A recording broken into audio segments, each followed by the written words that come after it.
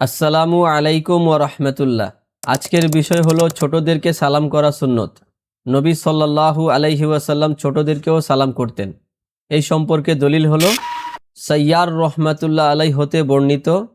তিনি বলেন, আমি সাবিত আল বুনানির সাথে হাঁটছিলাম। তিনি কয়েকজন শিশুর পাশ দিয়ে চলার সময় তাদেরকে সালাম দিলেন এবং বললেন, কোনো একদিন আমি আনাস রাদিয়াল্লাহু তাআলা আনহুর সাথে ছিলাম। তিনি শিশুদের পাশ দিয়ে চলার সময় তাদেরকে সালাম দিলেন এবং বললেন, আমি রাসূলুল্লাহ সাল্লাল্লাহু আলাইহি ওয়াসাল্লাম এর সাথে ছিলাম।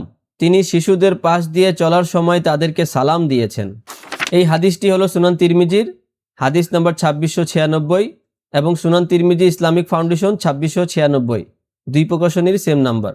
এই হাদিসটি অন্যান্য হাদিসের কিতাবেও রয়েছে, যেমন সহিহ বুখারী হাদিস নম্বর 6247, সহিহ বুখারী ইসলামিক ফাউন্ডেশন হাদিস নম্বর 5813, সহিহ মুসলিম হাদিস নম্বর 14,2168, সহিহ মুসলিম হাদিস একাডেমি হাদিস নম্বর 5556, সহিহ মুসলিম ইসলামিক ফাউন্ডেশন হাদিস নম্বর 5478, সহিহ মুসলিম দারুস সালাম উর্দু হাদিস নম্বর 5663, সুনান আবু দাউদ হাদিস নম্বর 5202, সুনান আবু দাউদ ইসলামিক ফাউন্ডেশন হাদিস নম্বর 5112, সুনান দারিমি হাদিস নম্বর 2678, সুনান দারিমি বিডি হাদিস নম্বর 2674, মিসকাতুল মাসাবি হাদিস নম্বর 4634।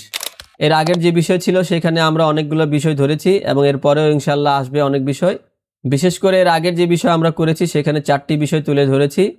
আমরা বলেছি, হেঁটে যাওয়া ব্যক্তি বসে থাকা ব্যক্তিকে সালাম করবে, আরোহী ব্যক্তি পথচারীকে সালাম করবে, কম সংখ্যক বেশি সংখ্যককে সালাম করবে এবং ছোটরা বড়দেরকে সালাম করবে। এইখানে আমরা তুলে ধরেছি যে বড়রাও ছোটদেরকে সালাম করতে পারবেন। এটা নবী সাল্লাল্লাহু আলাইহি ওয়াসাল্লামের সুন্নাত। এই ছিল আজকের বিষয়। আসসালামু আলাইকুম ওয়া রাহমাতুল্লাহ।